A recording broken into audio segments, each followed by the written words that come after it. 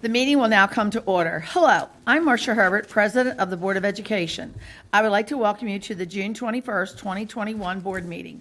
In keeping with the Board's commitment to open communication with the community, this meeting is being streamed live on the CCPS website at www.carrollk12.org and broadcast live on Channel 21.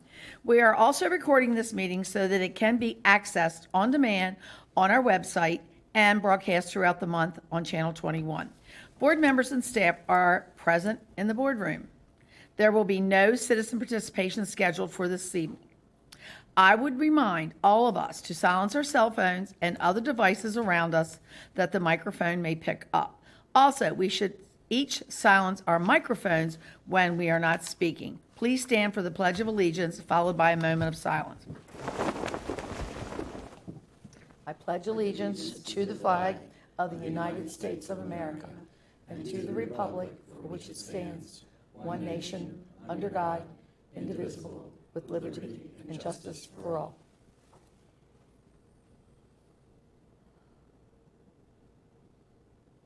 Thank you.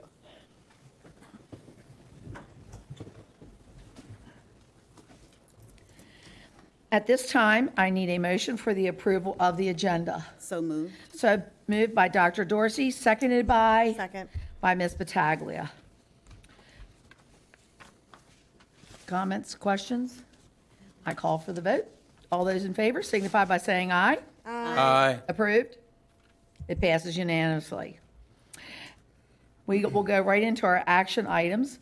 At this time, I need a motion for the approval of appointments. So moved. And seconded by? Second. By Ms. Battaglia. Dr. Lockhart. Okay, good evening, board members. It's that time of the year where we are filling the last of many leadership vacancies for the next school year. This evening, I have several promotional appointments I'm recommending for your approval. As always, these candidates have all been considered through our interview process, reviewed by me before bringing the recommendations. And with the appointments I bring to you this evening for your consideration, I believe just about all of our leadership positions, there might be one last straggling domino somewhere, maybe two, but most have been filled for next year. So we might have a couple more, but we're just about there. So these are in the agenda packet. Recommending Ann Bird to assistant principal at Manchester Elementary, Leslie Chesley as coordinator of career and technology, curriculum instruction, Dave Herman to assistant principal at South Carroll High School, Lisa Livingston to principal of North Carroll Middle, Ashley Rossner to school psychologist in our student services, Jennifer Shipley to assistant principal at Robert Moton Elementary, Sarah Weaver to supervisor of secondary science, and Adam Weller to coordinator of mathematics. And those are I'm very excited to bring a lot of talented folks to the recommendations to you this evening for your approval. Comments, questions? Ms. Savigny. I just want to say I certainly support all of these. Just wanted to ask a quick question. Is none of these are addition to FTE headcount, correct? These are just filling vacant spots or filling the domino effect of a couple of retirements. That's correct. Whether it's vacant through a promotion because of a retirement, et cetera, or somebody leaving the system, they are not adding to existing FTE. Any other comments? I would just like to comment, if it's okay, that I see we're losing a couple of our reading specialists at the elementary level. But I know that's a talented pool of folks, and I know that there are a lot of people who have a degree in reading, so this will open up some slots for some other prospective candidates for the ELA program at the elementary level. Correct. Any other comments? All right, then I call for the vote. All those in favor signify by saying aye. Aye. Opposed? It passes unanimously. Now I need motion for the approval of the personnel transaction items. So moved. So moved by Ms. Battaglia, seconded by I'll second. Ms. Savigny. Dr. Lockhart. Okay, also time of year when we do some transfers of employees from one position laterally to another. This generally occurs so that we can offer staff various leadership roles or perhaps pair skills and abilities in schools that require their backgrounds and a chance to get, like I said, different leadership. And we bring those personnel transactions here for your information. So I'm sharing with you the following moves. Megan Becker, who's currently assistant principal at Sykesville Middle, to assistant principal at Mount Airy Middle. Chris Hines, who's currently assistant principal at Mount Airy Middle, to assistant principal at Sykesville Middle. And Jody Weaver, assistant principal at Westminster East Middle, to assistant principal at Shiloh Middle. Again, sharing that as information for you there. Comments? All right, I call for the vote. All those in favor signify by saying aye. Aye. Opposed? It passes unanimously. Now I need a motion for the approval of personnel action items. So moved. By Dr. Dorsey, seconded by Ms. Pataglia. Dr. Lockhart? Okay. And for personnel actions, I'm bringing one employee being promoted to a non-certificated role. You'll recall that we had a retirement in Mr. Hartlove's office, and our internal auditor has moved into that vacancy. So I'm bringing Susan Harrison as a recommendation for the internal auditor position. Susan has recently been a teacher in our system at the elementary level. However, she has extensive background in the auditing world and has worked for a major corporation as an internal auditor. She carries all the appropriate educational background and experience for this role, and we're very excited to have her recommended to you as the internal auditor for Carroll County Public Schools. Comments? All right, I'll call for the vote. All those in favor signify by saying aye. Aye. Opposed? It passes unanimously. Now I need a motion for the approval of the 2021-2022 unaffiliated pay scales and pay rates for contingent employment. So moved. By Dr. Dorsey, I'll second. seconded by Ms. Savigny. Thank you. Okay, board members, each year in June, we bring for your action the salary schedules and pay rates that apply to groups of employees who are not part of a formal employee group. This also includes pay rates for substitute or temporary employees. Regarding this group of employees, we propose continuing our previous plan to remain a step ahead of the state's phase-in of minimum wage increases. Those appropriate adjustments are made in the recommendation. For the unaffiliated groups of employees, I'm recommending an annual increase the same as the represented groups they align with. These employees would also receive the same one-time bonus awarded to the represented employee groups. And that information is detailed in the agenda packet. Questions, comments? Ms. Savigny? And Dr. Lockhart, this was asked and answered by me behind the scenes, but I just wanted to ask it in public to give folks the information. But the bus driver rate that's here is $15.90 per hour, and that I just want to make sure that folks understand that bus drivers are not our employees, and we're not setting this salary. That is part of the bus transportation reimbursement formula that we've seen in the past, but this is for an entirely different situation. Is your mic hot, Mr. O'Neill? Is that There- better? Yeah, There we now go. you're hot. Yes, you are correct, Board Member Savigny. We over the years transitioned to a fully contracted system for our day-to-day bus operations. But there are a few times a year when we do employ some drivers to move buses about, and those tend to be the days when we do major bus inspections, where you see all the buses lined up at one of the high schools. And so for those times, we do still employ this rate, and that's why we leave it here for a scant few times a year when it's applied. Thank you, Mr. O'Neill. Sure. Any other comments or questions? All right, I call for the vote. All those in favor signify by saying aye. Aye. Opposed? It passes unanimously. Now I need a motion for the ratification of the 2022 APSASCO Master Agreement. So moved. By Dr. Dorsey, seconded by Ms. Pataglia. Thank you. Okay, board members, each time we successfully conclude collective bargaining with one of the official groups, that tentative agreement is submitted for the membership of the union for ratification.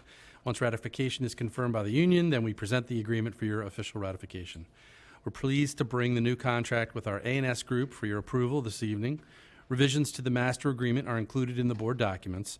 For salary, we were to work with this group to negotiate that the value of a step increment into a restructured salary schedule that includes more sustainable annual step increments.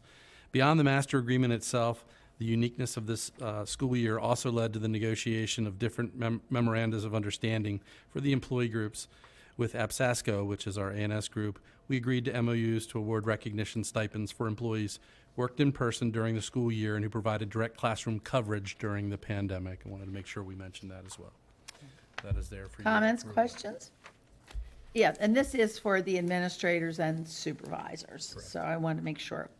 All right, no comments. I call for the vote. All those in favor signify by saying aye. Aye. Opposed? It passes unanimously. Now I need a motion for the, So we're going to table that till the next meeting. That's right, I'd like to we're not doing propose that. that was a pending. oh, yep, that's Yep. pending. Thank you, Dr. Lockhart. Now I need a motion for the approval of operating budget adjustments, FY 2021 operating budget adjustment 21-01 and 21-02. So moved. And second? Ms. Battaglia. Okay. Board members, these net 3 action items are all part of reconciling the FY21 operating budget at year end. So we go through this process every June. This year, there are a few more moving parts than a normal year due to the pandemic and the various pandemic-related funds which became available to us throughout the year. Under state education law, all budget adjustments and transfers must come to you for your approval and then, following your approval, be presented to the county commissioners for their approval. Therefore, following your action this evening, we will inform the county and ask that they be scheduled. A budget adjustment is an increase or decrease to the approved budget categories, such as acceptance of a grant or an unanticipated source of funds, as with the pandemic-specific funds that became available. A budget transfer is a transfer of funds from one or more of the major state-defined budget categories into another major category or categories. We typically have a comprehensive year-end budget transfer each year as we bring final reconciliation to the budget to close out the fiscal year. So these first 2 items are adjustments to the operating budget that reflect the acceptance of the pandemic-related funding sources we received.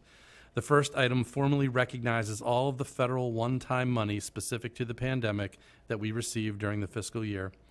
Although we've been reporting out to you on how we expended these funds every month when Mr. Hartlove presented the COVID-19 fiscal impact report at each board meeting, this is the formal action to acknowledge those funds in our budget. Ms. Savigny. And so, Dr. Lockhart, I did take a look. So these 3 in their entirety, when you add up the 4.377 million, the 1.25 million, and the 2.01 million, that those sum up to the 13.1 million that Mr. Hartlove has been reporting in the fiscal impact report. They should or get very, very close to it. Some of that money will cross over into the next fiscal year, and we talked a little bit about that when Chris was here last for the COVID-19 update, how we would kind of reset for the next year. But approximately, they should total Okay. that. Yeah, there was a minor Right. difference of maybe about $30,000. Correct, yeah. Okay. Okay. Any other comments or questions? I will call for the vote. All those in favor signify by saying aye. Aye. Opposed? It passes unanimously. Now I need a motion for the approval of food service budget adjustment FY 2021, food services budget adjustment 21-01. So moved. So moved by Dr. Dorsey, seconded by Ms. Battaglia. All right, board Dr. members, Locker. thank you. So this item recognizes specific federal funds we received this past year into our food services budget. This revenue largely relates to the relaxation of federal guidelines that determined that all school-age children were eligible for free meals. That increased the amount of federal reimbursement that we were eligible for. Of course, as you're aware, and you even volunteered for, our team put that reimbursement to good use and worked above and beyond starting last summer to get as many meals to as many children as possible throughout the pandemic. Comments, questions? They did a fantastic job. That's the only thing you can say. It's really above and beyond. All right, I call for the vote. All those in favor signify by saying aye. Aye. Opposed? It passes unanimously. Now I need a motion for the approval of operating budget transfer FY 2021 operating transfer, budget transfer 21-01. Dr. Locke. Okay, finally, this Whoops. is. Oh, hold on. Oh, I'm So sorry. moved. So we're moving along. Second by Ms. Pataglia. Okay. Okay, now it's your turn. All right, so finally, this is our annual year-end transfer across categories to bring final reconciliation to the operating budget's major state categories. Again, this is a typical year-end transaction that we bring every June. The only unique thing this year may be where we realized some savings or where we saw some costs. You'll recall at the beginning of the pandemic, you committed to paying our bus contracts their full reimbursement for the year. Even during the time periods of virtual instruction where buses weren't running, we paid the full, including driver pay and per mile maintenance, to keep them running for when we would need those buses again. But we didn't have to pay for fuel since buses were not on the road. That resulted in some savings. We also saw some savings in certain employee areas where the pandemic limited certain staffing, such as custodial overtime for use of facilities and certain assistants who provided in-person support of students. However, we also saw expenses in other staff-related areas due to the pandemic. You'll recall at the height of the pandemic, you authorized us to undertake all necessary actions to meet the staffing needs of schools, and we did just that with an all-hands-on-deck effort. This included hiring some extra teachers, additional assistants, and various substitutes who helped us cover all of our classes. We saw additional expenses in those areas, as you might expect. You also know that over the prior decade, we reduced the school system maintenance budget by over $1.5 million, almost the complete budget. To compensate for those reductions, we've tried to address maintenance needs by moving available funds periodically to a local CIP account and by completing projects with year-end money when it's available. This is also how we replace the system's vehicle when they reach end of life. There's also no budget for that. Those expenditures are reconciled through this annual budget transfer in June.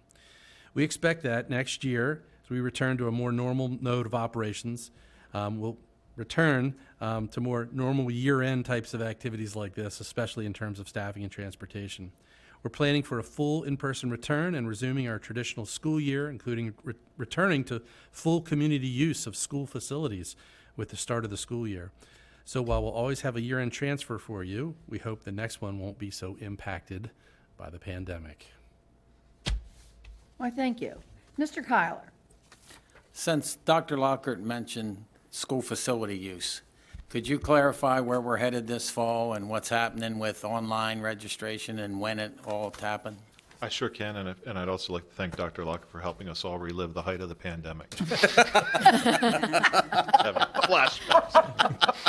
Yes, we are returning to full community use of facilities, including indoor of the facilities, because the fields have always been available, or mostly always been available, effective with the school year, so whatever the first day of school is, September 8. And at the same time, we're finally deploying the new automated system so that users can fill out a request for use of facility online, and hopefully that's a help to us, but also to the end users, because they won't have to get forms and attach things and so forth. That system goes live on July 1st. And we'll be working with staff and also related agencies, the agencies who use like rec and parks, to make sure that they're prepared to transition to that system. And it, if all goes well, that system can begin receiving requests for the September date as early as July 1 or soon thereafter. And so we've communicated and then recommunicated with Mr. Deggetts and his team at Rec and Parks to make sure that they're free to share all of that information with the rec councils. And as time goes forward, we'll update our website where use of facilities is housed, so that all of that information is clear to any community user who wants to make use of facilities.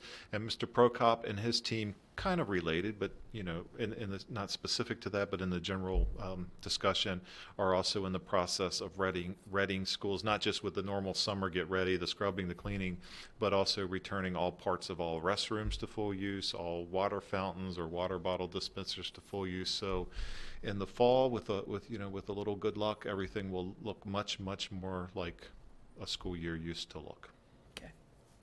Mr. Kyler. And I think Rec and Park sent out some information to the different councils today. You talked about the online.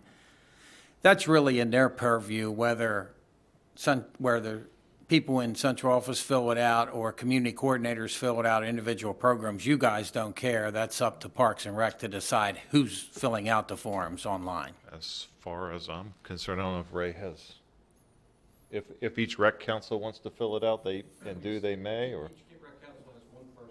The community coordinator will do it then. Okay. Thanks. I wanted to see you get involved. There's a seat, Ray. Dr. Dorsey? I just wanted to comment, that's quite major when I think of all of the old use of school facilities forms that we had to fill out by hand, and for some of the schools that were widely used, I mean, there were thick stacks of forms to be completed. So this is great, seeing that it's going to be online now. And they were like multiple copy, Right. carbonless. I'm sure there might be some growing pains as we all adjust, but I think in the short term, it'll take care of itself, and hopefully everyone will be happy with that. And kudos to Ray and his team for working on that for a while now. Great. Anything else? All right, I'll call for the vote. All those in favor signify by saying aye. Aye. Opposed? That passes unanimously. I would like to remind everyone that at 5 PM on Wednesday, July 14th, 2021 will be our next board meeting with citizen participation in the boardroom at 125 North Court Street, Westminster. I need a motion to adjourn. So moved. So moved by Dr. Dorsey. Second. By Ms. Battaglia. All those in favor signify by saying aye. Aye. Opposed? Thank you, and good night. Please check